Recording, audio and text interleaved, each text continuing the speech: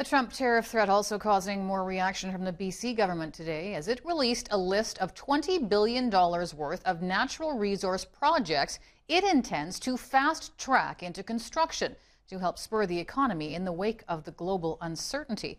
For more on that, let's bring in Rob Shaw at the BC Legislature again for us tonight. So, Rob, tell us a bit more about this list.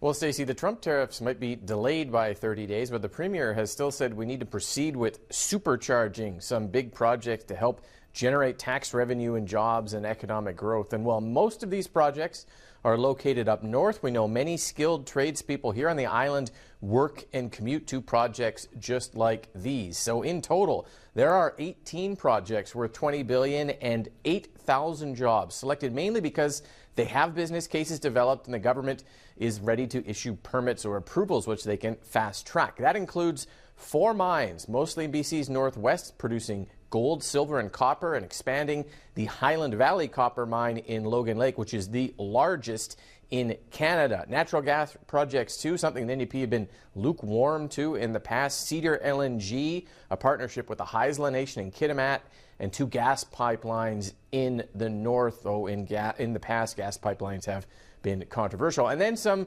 previously announced renewable energy, including twinning the North Coast transmission line and some wind projects, including one in Campbell River that were announced last month. Here's Energy Minister Adrian Dix today.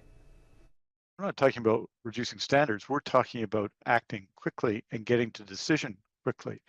And I think most people in British Columbia want to see jobs in our province, high-paying jobs, jobs that help us support all the important public services we have. So I think there's broad support for this.